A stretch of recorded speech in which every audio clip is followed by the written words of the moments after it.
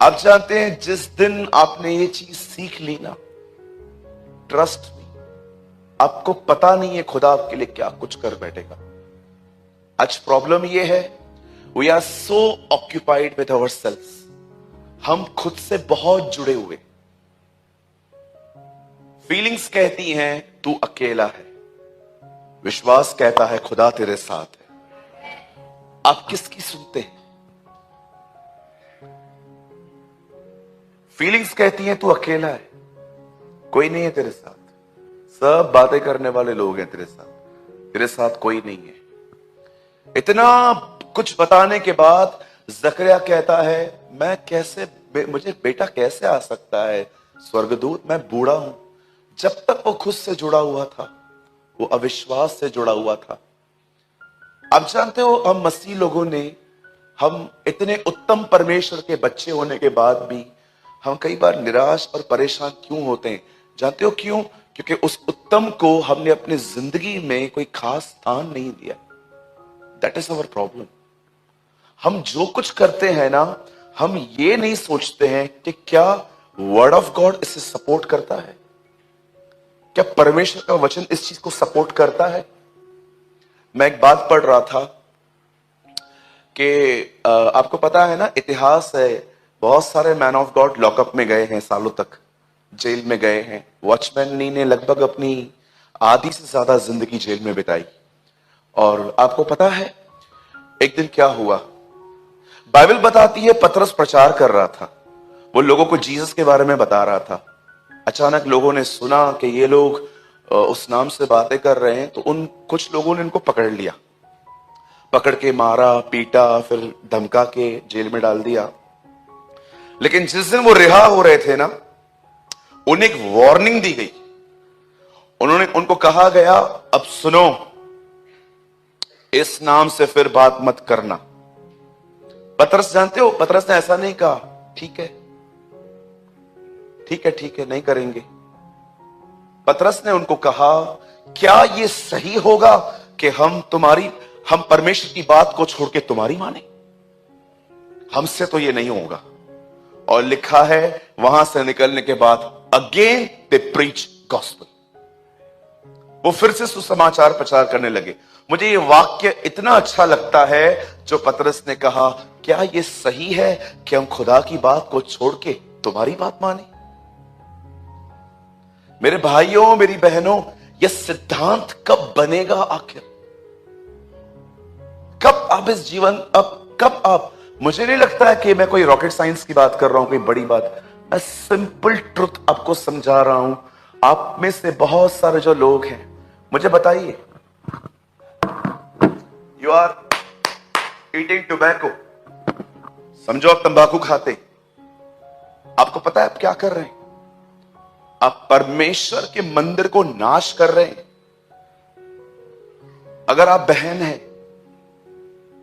और मैं आपसे कहना चाहता हूं, अगर आप बुराई करती हैं, आपको पता है आप क्या कर रहे हैं? मैंने एक दिन खुदा से पूछा, तुझे पाप से इतनी प्रॉब्लम क्यों है प्रभु? बोलता है क्योंकि पाप तुझे मुझसे अलग करता है और मुझसे बर्दाश्त नहीं होता। मैंने तुझे पाने के लिए अपनी जिंदगी दी है, अभी भी तू मुझसे दूर है। डू यू नो पाप से खुदा को नफरत क्यों है? क्योंकि पाप उसको आपसे अलग करता है, उससे वो दूरी पसंद नहीं है, इसलिए वो क्रोधित होता है। आप में से कितने लोगों को यह बात पता है? यशायाह के 53वें अध्याय में लिखा है, उस धर्मी के प्राण देने के बाद यहोवा अपने वंश को वापस पाएगा। वननेस, प्रभु इसीलिए मरा ताकि हम एक हो पिता के साथ। परमेश्वर ने नहीं कहा आपको कि बस मेरे बलिदान पर विश्वास करो, माफी पाओ और तुम्हें जो कुछ करना है तुम कर सकते हो। This is a wrong life. चलो मैं आपको एक और चीज बताता हूं। पंकज भैया एक वर्ड लगाइए, यहां देखिए सब। मैंने अभी स्क्रिप्चर्स खुलवाए नहीं है, मैं 5 मिनट में आऊंगा। बदर एक वचन लगाइए, 1 कुरिन्थियों 15 अध्याय उसका 3 वचन। मुझे लगता है आप में से हर एक को यही पता है। यहां देखिए, हेलो, आइए, डोंट वरी, डोंट डिस्ट्रैक्ट। यहां देखिए, इसी कारण मैंने सबसे पहले तुम्हें वही बात पहुंचा दी जो मुझे पहुंची थी, कि पवित्र शास्त्र के वचन के अनुसार यीशु हमारे पापों के लिए मर गया। आगे ब्रदर 4, और गाड़ा गया, और अनुसार आपको लगता होगा ना ये सुसमाचार है, दैट्स गॉस्पेल। यीशु हमारे लिए मारा गया, गाड़ा गया, जी उठा, चलो ठीक है, मैं सहमत हूं आपसे। ब्रदर अब ये काम करिए, 2 कुरिन्थियों 5:15 यहां पर लगाइए। अब यहां देखिए, पहले में लिखा गया था यीशु हमारे लिए मरा, अब 2 कुरिन्थियों 5:15 में देखो क्या लिखा है, वह इसीलिए सबके निमित्त मरा कि जो जीवित है वो आगे के लिए अपने लिए नहीं परंतु उसी के लिए जिए।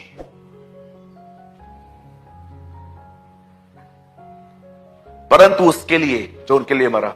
5:15 में लिखा है वो इसलिए मरा ताकि हम उसके लिए जिए। यीशु क्यों मरा आपके लिए? कुछ लोग कहते हैं मुझे मर जाने दो। किसने रोका है? मैं सुसाइड करूंगा, आपकी मर्जी। एक भाई ने मुझे कॉल किया, ब्रदर आप कहां पर हो? मैंने कहा मैं ऑफिस में हूं। बेटा क्या हुआ? ब्रदर मैं सुसाइड करने जा रहा हूं। मैंने बोला कहां खड़ा है? बोला ये स्टेशन पे खड़ा हूं। मैंने कहा 5 मिनट बैठ जा, अभी 5 मिनट में टाइम है ट्रेन में, 10:35 की नहीं है, 10:40 की ट्रेन है, 5 मिनट बैठ जा। जानते हो कौन मरते हैं? बोलो बाजू वाले को, बुज़दिल। हाँ, डरपोक मरता है, बहादुर जीते हैं। मैं यीशु के लिए मरूंगा। भैया काम कर, वो मर चुका है, तू काम कर उसका। अभी मुझे यीशु के लिए मरना है। कुछ बहनें ना बड़ी इमोशनल हो जाती हैं, मुझे यीशु के लिए मरना है। क्यों?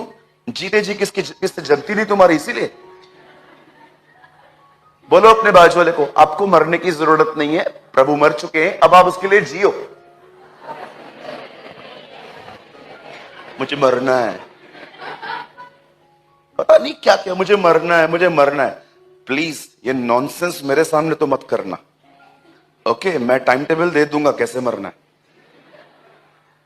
कई लोग 4 माले पे खड़े होकर कॉल करते हैं, ब्रदर मैं बहुत परेशान हूं, जंप मार रहा हूं। मैं उनको कभी कभी पूछता हूं, भैया कौन से फ्लोर पे हो? बोलते हैं 4। मैंने कहा कुछ नहीं होगा, 8 से मार। किसको डरा रहे हो यार तुम? बहुत गलतियां की हैं मैंने भी, अब नहीं। साधु सुंदर सिंह ने कहा मरना नहीं जीना कठिन है मसीह के लिए। मरना क्या है? इजी थिंग है, लगा लो फांसी, 1 मिनट में हो जाता है। जी के दिखाओ, भूखे रह के दिखाओ उसके लिए, यात्रा करके दिखाओ उसके लिए, सहन करके दिखाओ उसके लिए। हर एक चीज एडजस्ट करो क्योंकि उसका काम हो रहा है। यह होता है मरना। Do you know this is called dying. सब एडजस्ट कर लेते हैं हम, क्यों? क्योंकि उसका काम हो रहा है।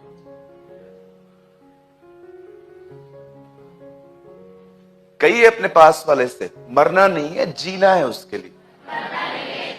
हाँ, मैं मरने जा रहा हूं।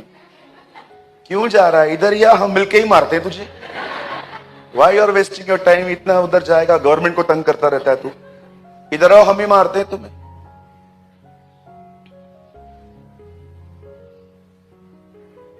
मरना नहीं है, खुदा के लिए जीना है। और ये जो बोलते रहते हैं ना मरूंगा मरूंगा, आप बिल्कुल चिंता मत करो इन कॉल्स की, कुछ नहीं होता है। कहिए अपने पास वाले से, जो गरजते हैं वे कभी बरसते नहीं।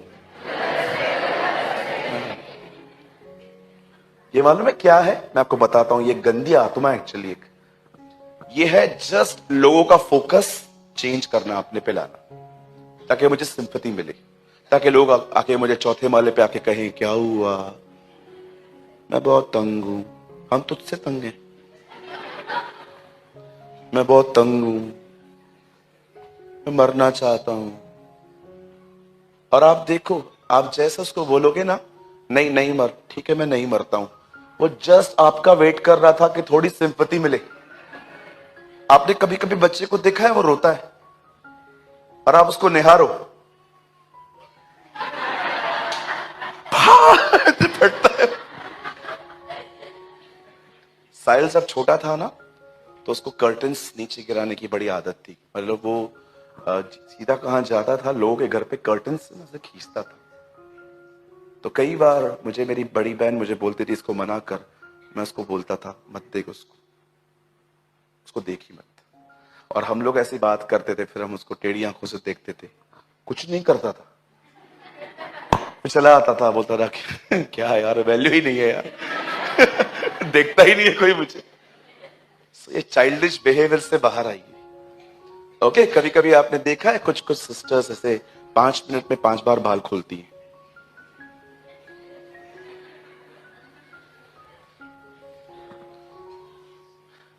किस दिन मैं आपको बताऊंगा ये क्या है सब।